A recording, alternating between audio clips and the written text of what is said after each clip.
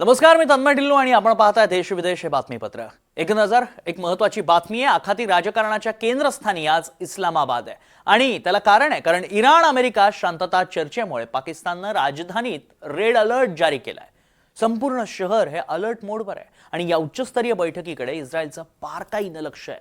या चर्चेतनं युद्धविरामाचा मार्ग निघणार की संघर्ष आणखी गुंतणार, पाहूया.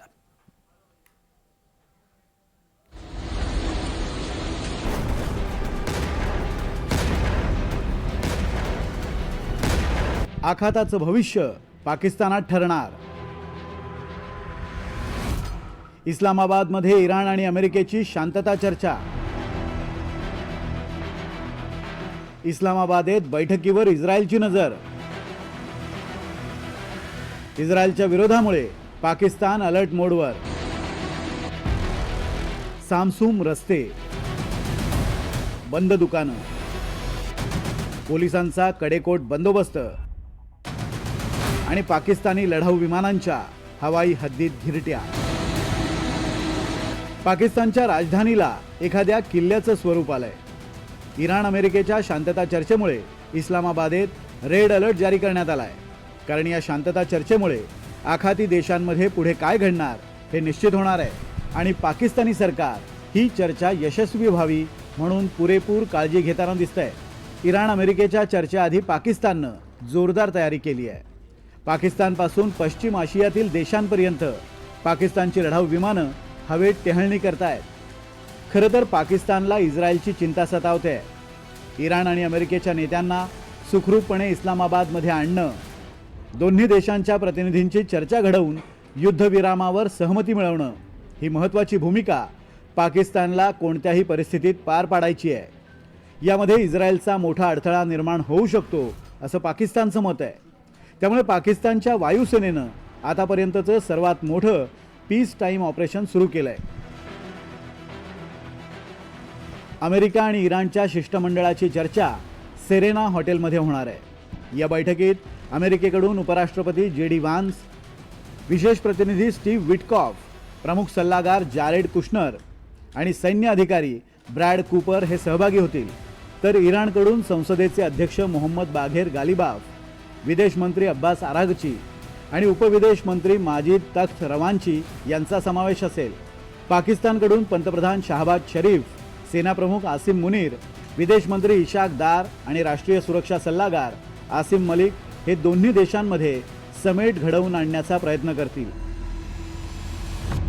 दोन्ही देशांनी युद्धविरामाच्या चर्चेसाठी काही महत्त्वाच्या अटी ठेवल्यात. यामध्ये अमेरिकेचे प्रतिनिधी इराणच्या युरेनियम संवर्धनाबाबत आणि होर्मुझ सामुद्रधुनीवरील नियंत्रणाबाबतच्या चर्चेवर अधिक भर देतील. आम्ही शांतता करार यशस्वी करण्याच्या दृष्टीने या चर्चेकडे पाहतोय. मला वाटतं की हे सकारात्मक दिशेने जाईल. अमेरिकेचे राष्ट्राध्यक्ष जसे म्हणाले, इराण जर प्रामाणिकपणे चर्चा करण्यास तयार असेल तर आम्हीही चर्चेसाठी खुल्या मनाने पुढे येण्यास तयार आहोत. परंतु जर इराणने आम्हाला फसवण्याचा प्रयत्न केला तर त्यांना लक्षात येईल की वाटाघाटी करणारी टीम अशा प्रकारच्या खेळीला बळी पडणार नाही. आम्ही सकारात्मक चर्चा घडवून आणण्याचा प्रयत्न करणार आहोत. राष्ट्राध्यक्षांनी आम्हाला याबाबत स्पष्ट मार्गदर्शक तत्त्वे दिली आहेत आणि आता काय घडतंय ते पाहावं लागेल. तर इराणकडून युद्धाचे नुकसान भरपाई मिळवणं, लेबनॉनवरील हल्ले थांबवणं, तसंच अमेरिकेचे लष्करी तळ रिकामी करणे अशा अनेक मुद्द्यांवर सहमती मिळवण्याचा प्रयत्न असेल. या चर्चेमध्ये इस्रायल आणि लेबनॉनमधील संघर्ष हाच कळीचा मुद्दा ठरू शकतो. इस्लामाबादमधील चर्चेत काय निर्णय होतो याकडे इस्रायलचं लक्ष आहे. आम्ही पाकिस्तानला एक विश्वासार्ह मध्यस्थ म्हणून पाहत नाही. अमेरिकेची स्वतःची काही कारणं असतील ज्यामुळे त्यांनी पाकिस्तानला मध्यस्थी करण्यासाठी पुढे केलं. आपण यापूर्वी देखील पाहिलं असेल, पश्चिम आशियामध्ये अमेरिकेने कतार आणि तुर्कीसारख्या देशांची हमास विरोधात लढण्यासाठी मदत घेतली. तशाच पद्धतीने पाकिस्तानच्या मदतीने इराणसोबत संवाद साधला जाणार आहे. पण शांतता चर्चेतून काय साध्य होईल याकडे इस्रायलचं लक्ष असेल. मुळात इस्रायल पाकिस्तानला विश्वासार्ह मध्यस्थ मानतच नाही आहे. त्यामुळे या चर्चेअंती अमेरिका आणि इराण काय निर्णय घेतात यावर आखाती देशांचं भवितव्य ठरेल. विशेष म्हणजे अमेरिकेनं लेबनॉनविषयीची अट मान्य केलीच तर इस्रायल अमेरिकेविरोधात जाणार का याकडेही सर्वांचं लक्ष असेल. चर्चेमध्ये पाकिस्तानचा रोल काय असणार आहे आणि आंतरराष्ट्रीय पातळीवर खऱ्या अर्थाने पाकिस्तान कुठली भूमिका बजावत आहे.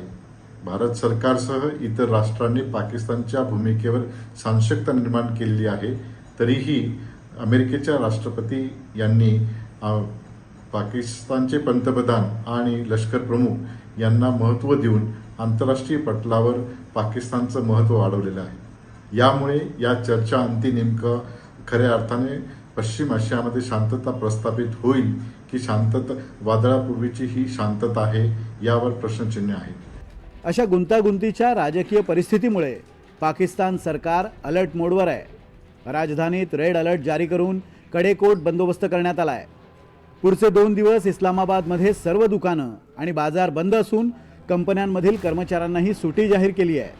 से में आई है और पाकिस्तान और पाकिस्तानियों के लिए भी बड़े फ़ख्र की बात है और हमें बड़ी खुशी हुई है कि पूरी दुनिया में पाकिस्तान का नाम रोशन हुआ है. ये दुआ करते हैं कि अल्लाह ताला हमारे मुल्क की इसी तरह इज़्ज़त अफजाई में इजाफा करता रहे और अमन होता रहे, क्योंकि अमन ही खुशहाली का ज़रिया है.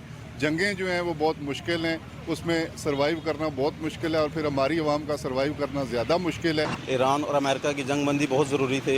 इससे सारे मुल्कों को इफ़ेक्ट आया हुआ था. पेट्रोल देखा जाए, हर चीज़ के ख़ास करके आम आवाम के ऊपर बहुत ज़्यादा इफ़ेक्ट आया हुआ था कि भाई जो गरीब तबका है, जो 30,000 40,000 कमाने वाले लोग हैं, उनके ऊपर बहुत ज़्यादा असरात थे.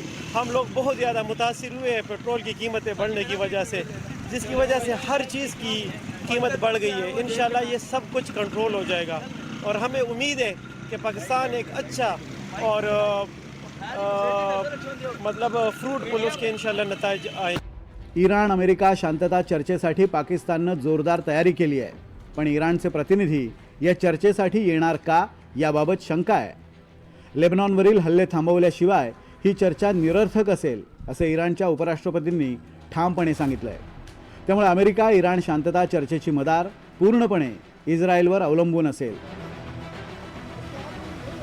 Bureau report, NDTV Marathi.